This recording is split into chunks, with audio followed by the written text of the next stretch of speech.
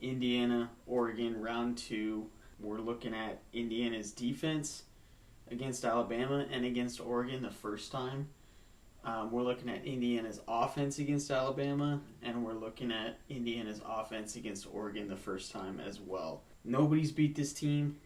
There's no real weakness on paper that you can point to. We're basically going to be looking at highlights essentially on both sides of the ball for these guys. It's not about what they do, it's about what you can't do, right?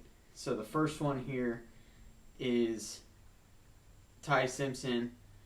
Straight up, we can't be turning down checkdowns as a quarterback here against Indiana. We cannot, right? Right here, we have, and we're looking straight at him, we have 4. Okay? Soft zone team. A lot of space here. He's probably read number 3, but we make direct eye contact with him, and we choose to scramble, right, at the top of our drop. And these are things that you can't do. Because the second that you get behind the sticks against this team, you're in a horrible position. Okay, this is a look that they have in their package, right? They'll walk guys down in their 4 down front, and you don't know who's firing and who's not firing. You don't know who's dropping. You have to have hots available. If we don't have hots as an offense, we don't know where to go with the football. Our quarterback's running around in the backyard just chucking this thing. And this is exactly what it looks like. And this is exactly what happened to Dante Moore the first time. And it's what happens to everyone who plays Indiana. I mean, there's a reason their defensive coordinator's going to win the Broyles Award, right? This dude is scheming his way to 14-0 right now. That's exactly what's happened. And it's plays like this. It's fronts like this. Their entire defense is based on messing with the protection call right here. And this is the type of sim pressure that you're going to get all game, every single passing down, which is why as soon as you get behind the sticks, guess what you're looking at? It's this. Okay, when we're playing zone football teams like Indiana, you have to have a resemblance of a run game to threaten the defense, because what's going to happen here is you're going to be able to get certain things. If you're able to threaten them with outside zone, we're able to make these linebackers move east and west, right? And if they're moving, we can hit them with crossers on the backside, right?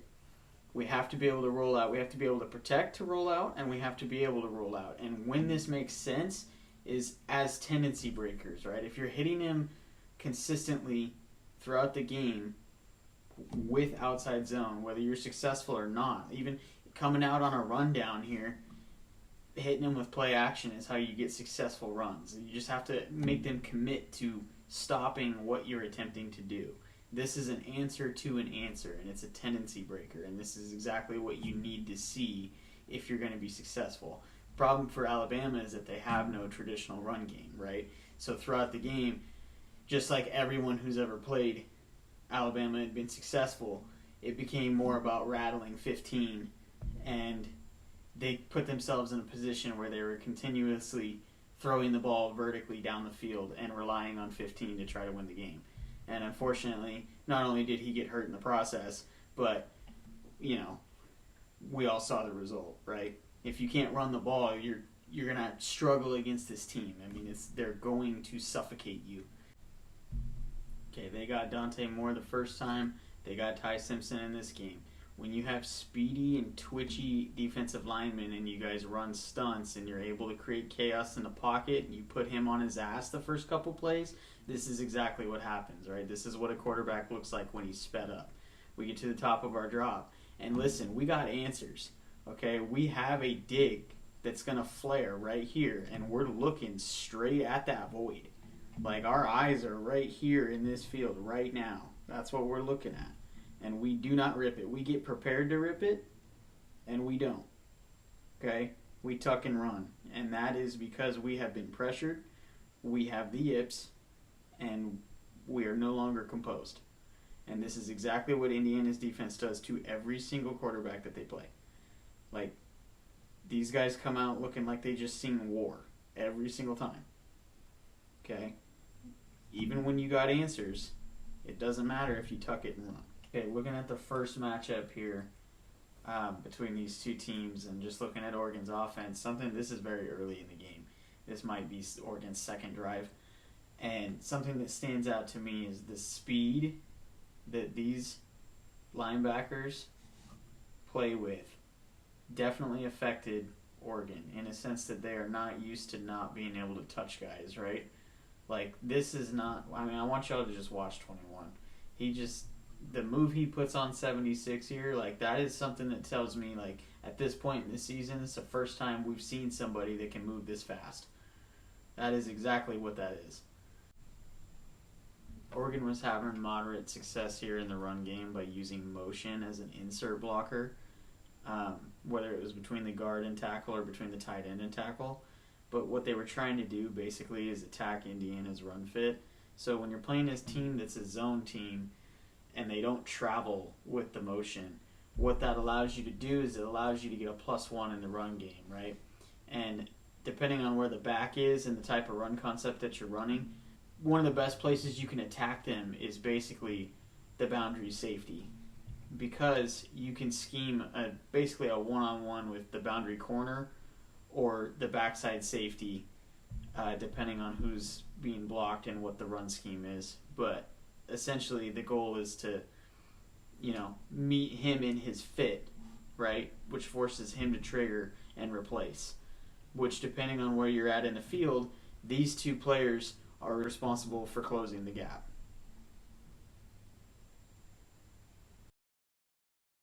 I really do believe it's going to return again, because I want you guys to see the kind of space that we're working with here, right?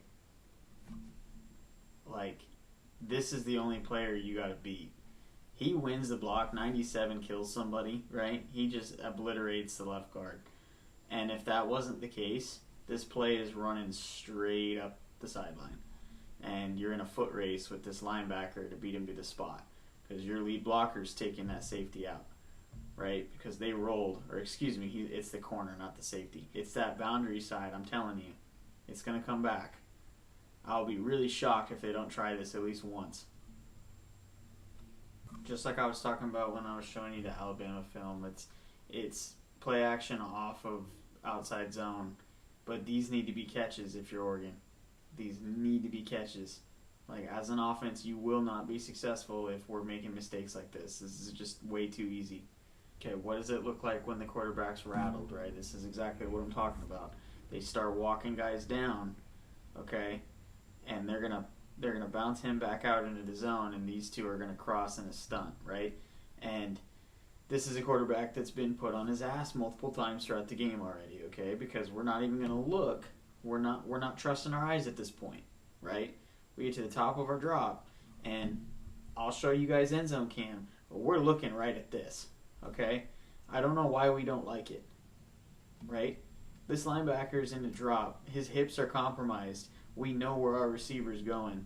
At the very least, this should be a gain of some sort of like 5, 6, 7 yards, whatever it is, right? Let him make a play in space, okay? Because we have a winner right there in front of us, and we're looking straight at it. And I'm not expecting us to get all the way backside here, but we also have a winner, okay? So we're just rushing through our reads. We're not composed, and we're not ready to make a play, right? And just to confirm, end zone cam, see where our eyes are at, okay? Top of the drop. We're looking. You made eye contact with them. Tuck and run. They do it to everybody. Okay, we got a 2nd and 10 here. We're already behind the sticks, but as an offense, we got to have this on 2nd and 10. We cannot be in 3rd and long, because they're going to hit us with sim pressure and they're going to get us uncomfortable. And OC dials up a winner. Quarterback delivers the ball a little bit outside, but we got to have these. Got to have these. Like, you will not be competitive in this game if you do not have these. QB's rattled, man. I'm telling you. As an offense, we got to have these too. Right? Clean pocket. Completely clean pocket. I mean, we don't have a single soul near us, right? And we're running out. And we have answers. I mean, you are Dante Moore, right? You know the arm talent you have. You could rip a competitive ball, put it right here, put it over here, wherever you got to put it to give two a shot here.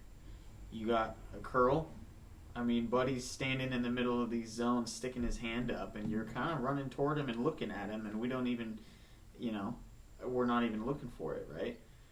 So I'm just, these things have to be cleaned up. I really do think composure is the biggest deal here. Okay, to that point, this is how we get, discombobulated as an offense. This is how we go from being composed to not composed, right? We don't have answers. We don't have anywhere to go with the ball. We have all 5 receivers out in a pattern against a walk down look. There's a legitimate chance that, because listen, they got 6 guys to our 5 guys, right?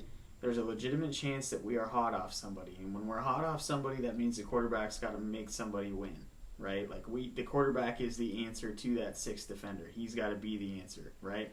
We got basically 2 guys coming free because this guy's unblocked and this guy just outright wins immediately because, we know historically 71's got some issues in pass pro against speed, right? We've known that for the entire season, okay?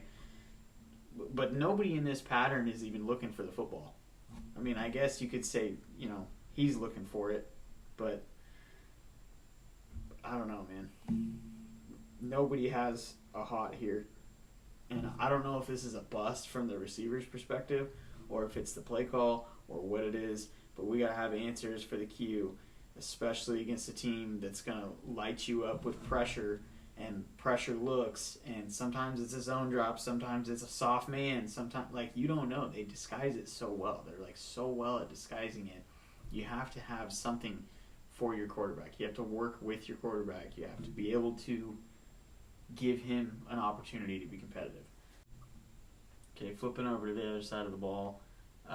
Just watching it live, I remember seeing this play, and I was kind of shocked that Alabama just came out and was as aggressive as they are because they are quite literally going to send 8 guys here, and they get home. And this was one of the first plays of the game. I believe it was the second or third play of the game. And I'm not going to advocate that Oregon sits here and sends 8 because I don't think they will. But I do think mixing in man pressure, definitely don't sit in it all game because Mendoza's going to pick you apart, which is exactly what he did later on in this game to really blow this thing out of the water. But I do think man pressure's on the menu. All right, they have answers built into their offense through their RPO game. So basically what they're doing is they're getting a box count here, and they're looking. He's an exceptional reader of the field, right? He has answers built into his scheme, so he knows, listen, I'm about to get off man here, soft drop zone, and he knows if I pull this thing and I rip it as fast as I can, we can make a play out here in the open field. And this is exactly how they move the ball. It's an extension of the run game. This is a pass, but in reality, it's part of their run game, which makes them so difficult to contain because you have to have answers to their answers, right? You can't just leave space. You can load the box up, but you can't let them walk down the field because they will walk down the field doing shit like this. They will. They've been doing it all year, and nobody stopped them. Biggest key to this game, in my opinion, that definitely didn't come to fruition for Oregon in round 1 is you got to contain Mendoza, man. This dude is one of the most elusive runners I think I've ever seen in the pocket. It's not explosive athleticism. It's this guy's just super duper hard to bring down and pinpoint because he's just really exceptional at understanding leverage and knowing kind of where he needs to get to and how he can get out and knowing where his guys are, and just he has a great feel for the pocket. Okay, as a defense, we cannot be late to key. If we're late to our fit, we give up gaps. And that's what happens, right? Let's go end zone cam here. We are just too late in our diagnosis, so the guard is able to easily deliver a block and then work up to us. And that's what springs this thing, because the last thing you want is a one-on-one with your safety, who, by the way, takes a pretty poor angle here and gets out leveraged in the open field and gives up another 15 yards. This dude is slippery, man. This is one of the best runs I think I've ever seen from him, at least. I mean, this is insane. This is like, wow. Third down, gotta have it moment, and this kid is all over the place. And that's what I'm talking about. He's slippery. Like, how does nobody bring this man down? I just want to point out, both of these running backs are extremely physical, man. They do an exceptional job at not only, like, getting upfield north and south really quickly, but their leg drive, man. Their legs never stop moving. It does not matter when they make contact. These dudes, unless you clip them, like, low and you get them off the ground, then their legs are going to keep churning no matter what. Doesn't matter how big you are. I mean, this is all leg drive and just burst. And that's exactly what both of these backs have. Okay, Oregon's going to bring pressure right here. And they're bringing it from depth. And that's the mistake, is that if you're going to fire your, boundary corner and then you're going to bring pressure from depth, it's not going to get there fast enough. And you're going to lose a one-on-one deep down the field because of it. And this is what I would definitely avoid doing. If you're going to bring pressure, do it from a place of, like, I don't care if you see us coming, we're coming for your ass anyway, because if you give him time, he's going to dot you up. I mean, these are elite receivers with an elite quarterback with great chemistry. It's just what's going to happen. This is a design quarterback draw here, and again, it's just another moment to touch on, like, you got to stop Mendoza from running, because a significant portion of him beating you in this game was because he beat you on the ground in critical situations, whether it was goal to go or whether it was third down or whatever it was. I mean, they're even designing runs for him because they know no one is respecting him as a runner, right? Like, they ran multiple QB draws in this game, and, why wouldn't you? Okay, these guys have really talented receivers, and what happens when you have really talented receivers is that sometimes they make plays that they probably shouldn't make, right? And what I'm using this to illustrate is that we got to be better in the open field of tackling, because sometimes they're going to make catches like this, and that's just part of it, right? You can't. This is a 5-yard gain, 5 or 6 yard gain that turns into a first down because we can't bring him down, and that's the difference. It's plays like this over time that add up. Okay, we're playing an offense here that is elite runners of the football. And what we cannot do is we cannot give them the edge or play with a soft edge or do any of that. And what we do is we allow these guys to bounce it because of not keeping our outside arm free, not driving our legs, and we're getting blocked inside. And that's, you can't be doing that. Not against this team. Indiana is going to take what you give them. So you got to decide what you want to give them. Because right here we're taking it basically a curl or a comeback, 10 to 12 yards down the field because of the defense that we're in, the defensive structure that we're in. He's in a technique that's forcing him to back up and play the way that he's playing because he's getting vertically challenged by that receiver. So this is what's going to be available to you if you're going to play soft zone like this. I mean, that's just how it's going to be, right? And Indiana is going to take all the opportunities they can to move up the field, and this is exactly what happened. I know during the game, like, a lot of Oregon fans were like, oh, they're just hitting these outside comebacks and curls, and, 5 sucks, and all this, whatever you want to say, but it's some of these were the defensive call. We're not in man-to-man here. It's not his fault. The technique that he's playing is what he's supposed to be playing, and you're just getting beat because they have the answer. I was just talking about it with Alabama's linebackers. Oregon safety, if we're late to trigger, we get out leveraged. It's just what happens. Not only do we get out leveraged, we get ran into by a receiver.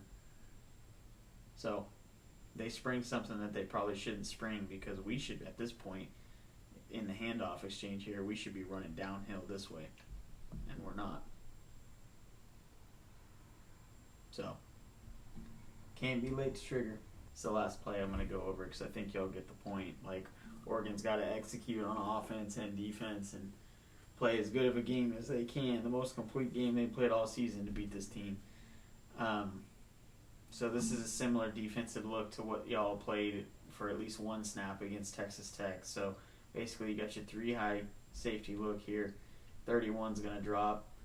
Corners are going to drop. And you got these two safeties staying back to play buzz defenders, basically. And they're going to hit Surratt on a quick out because this guy's backpedaling. And that's kind of just how it goes. You know, Indiana's going to take what you give them. And Mendoza doesn't miss these. So that's kind of how it's going to go, man. You got to be able to either fool him with disguise coverages, which this is a disguise coverage, so sometimes they just beat you because of the call they have in. I mean, he doesn't miss, man. This dude, there's a reason he won the Heisman. This dude does not miss. Like, he processes the field exceptionally well, and it cannot be understated. I mean, they're tough. They're going to put points up on the board, so got to be able to answer them.